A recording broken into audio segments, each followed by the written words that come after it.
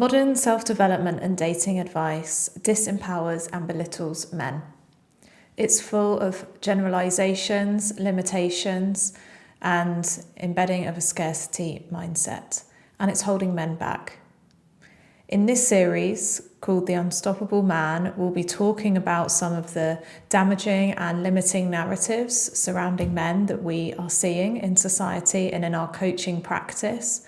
We'll be talking about why these narratives are limiting and the negative effects that they're having on men and non-binary people that we work with. We'll be talking about the healthy versions of these narratives and beliefs. And we'll also be talking about how to nurture those new beliefs and a new narrative so that you can become the most unstoppable version of you. And I am the founder and lead coach here at Catch. Unshakable confidence is the key to getting everything that you want in life and dating. So on this channel, we help you to create that unshakable confidence and become the most unstoppable version of you. So in today's video, we're going to be exploring the first damaging narrative that we see and hear about, and that is that men's value is built over time and isn't inherent to them as people. The reason that we believe that this is damaging is because all humans have inherent worth and value to the world around them just by being here, just by being alive. And so not only is this an unhealthy and damaging narrative to believe about oneself at the surface level, there's also a number of beliefs that underpin this narrative, which are also damaging and hurting men that we've seen and worked with. So when we hear the narrative that men's value is built and isn't inherent, often when we ask those people, where does that narrative come from? What makes you believe that narrative? What sits underneath that is this belief that men's value is what they can provide, or the money that they earn, how they look, or the physical strength that they have. That has nothing to do with, those are all external factors. So those characteristics that a lot of men deem to be the value that they build are external and shallow and nothing to do with character. So nothing to do with integrity, values, morals, behaviors, how someone shows up in the world, how they look after the people around them, how smart they are, funny they are, etc. It's all to do with these external factors. So firstly, it drives men to believe that their value is just what they can provide or how they look, which is very fragile. We'll talk about that more later. The other set of beliefs that tends to underpin this narrative when questioned is that men will say, oh, well, women have an inherent value to society because they can carry and bear children, whereas men have to prove their value or build their value in order to procreate. Firstly, tying the value of a human to their fertility or ability to have children, even if it's framed as a compliment for women, isn't actually a compliment. And that's because there are many people who cannot have children, who do not want to have children, who maybe are past the age that they can have children, even if they had them when they were younger. Or people like children who are not able to bear children, themselves yet. You're effectively saying that they're worth less. Yet, when you ask those same people, okay, you're saying that women have inherent value because they can bear children. When you ask them why they value their parents, their friends, other men in their life, family members, they talk about the characteristics of those people. They say, oh, I love how loyal they are, how fun they are, how compassionate they are, how supportive they are, or how intelligent they are. They don't talk about their ability to bear children, and they don't talk about some of those external factors we talked about earlier in terms of looks or the money that they earn. So there's this disconnect between the value that they perceive of other people in their lives versus how they're valuing themselves and women in other discussions or other scenarios. So there's a cognitive dissonance there that doesn't really make sense when you pick into it. Also, sadly, there are many people who have children who maybe are not good people, or they have children with partners who are not the best. So just because someone has been able to have children doesn't mean that they're worth more, or the people that they've decided to have children with are worth more. You know, some people settle and choose partners purely because they want to have children themselves. So again, when you are thinking about the value of individuals purely based on their ability to procreate, or if they have procreated, it's diminishing the value of other friends, parents, family members that you have, and it also doesn't really stand up to scrutiny when we look at it in a different way. Your value as a man or as an individual is not dependent on your ability to procreate or external achievements such as building a strong body or being attractive or earning money. Now, having those things may help you build your confidence, but they're not to do with your value or your worth as a person. And the reason that we suggest not tying your confidence to those things, which we do see some men do because of this narrative, the reason that we discourage that is because it's incredibly fragile. So when you're younger, or if you've been successful in work, it can feel very tempting to build your confidence and pin your self-worth to those aspects. But if you were to get into an accident tomorrow and become disabled or unable to do the same job that you do, or your looks change as you age, then suddenly that confidence is going to crumble. It's not going to be sustainable through different circumstances in life or different phases of life.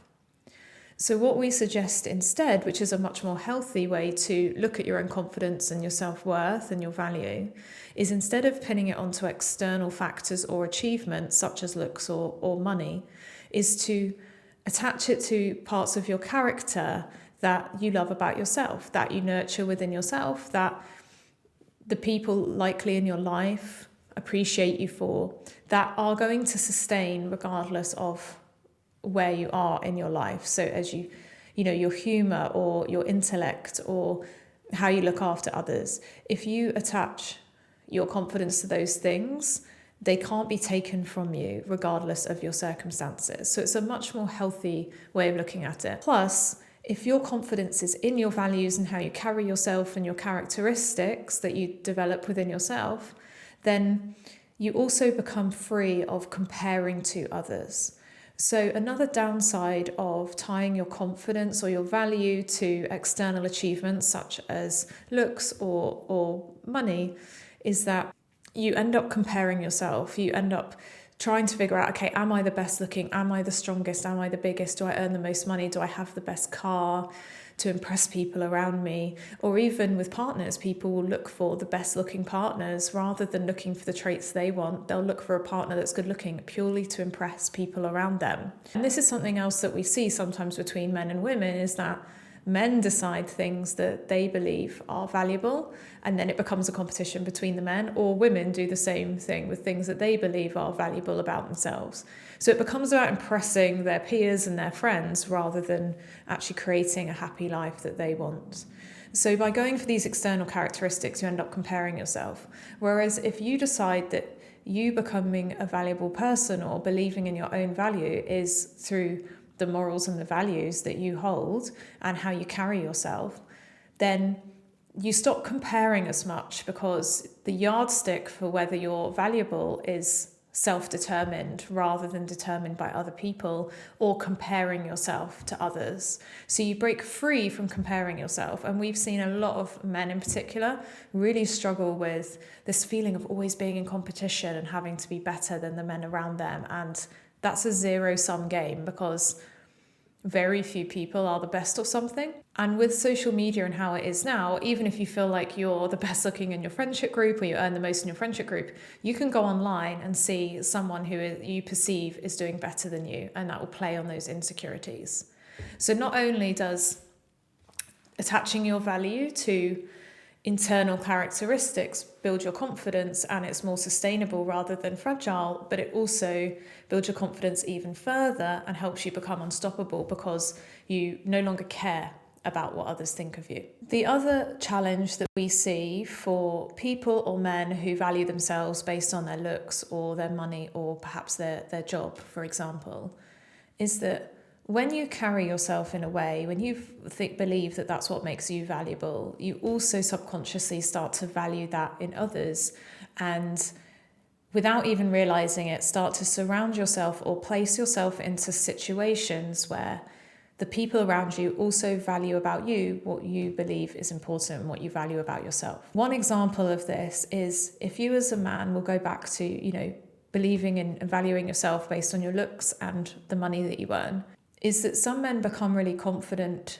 in those aspects. They go out into the world and demand a certain level of respect or treatment because of, say, the income that they hold, and they expect certain relationships, experiences, and dynamics with people based on the amount that they earn. However, what they can then find is that the people that they attract who want to spend time with them are the people who also are impressed by their income or value their income. And then those same people, those same men who value themselves based on the money that they've earned, complain about gold diggers or people using them for their money. They become suspicious of people who want to be in their lives because of the income that they have. And so we also see this dissonance whereby they want to value themselves based on their looks or their money because that's something they've achieved, and perhaps it feels achievable, it feels safe to assign their confidence to that. However, they then complain of the results of that. So again, if you start to value yourself and value others critically based on their character and their morals and their values and their behaviors rather than external factors, and value yourself in that same way, you will find genuine relationships that are built on two people, whether that's, a friendship or a romantic relationship or even colleagues, who respect one another for their values and are aligned on their values rather than being impressed by certain external factors. So it may be that the challenges you're experiencing in life are because of buying into these narratives or choosing to believe those and define yourself based on them. As we've mentioned at the start of this video, the more confident mindset, the more sustainably confident and unstoppable mindset is to assign your value based on how you carry yourself and your values and your morals or inherent traits that you can develop within yourself. And also to believe that everybody, including yourself, has equal inherent human value. Because then you will appreciate yourself based on the unique traits that you have. You will value others on the unique traits that they have, rather than perhaps judging them or putting them on a pedestal for having achieved or have certain things within their personality or what they've achieved. And again, that confidence is sustaining through whatever circumstance in life that you find yourself in. So if you're meeting new people, if you're criticized by someone, if you're given feedback, or there's perceived rejection in your life, that won't affect you, because you can look internally and know that you are a valuable person for everything that you as a unique individual bring to the table. So that's going to result in much healthier relationships. You're going to feel much better about yourself. You're going to attract and keep the right kind of people that you want in your life. And that's going to be a positive cycle of building your confidence even further. So thank you for tuning in. It's been great to see you all. I know it's been a little while. For those who are familiar with the channel, we did do a short community post just explaining where we've been, but it's great to be back and to speak to you all. If you have any questions or any reactions to this video, we'd love to hear your thoughts. Maybe there's an area that you struggled with your confidence, but you've been able to overcome it. Or perhaps some parts of this video resonated. Would love to hear from you. So thank you for liking, sharing, commenting and subscribing, and we'll see you in the next one. Thanks. Bye.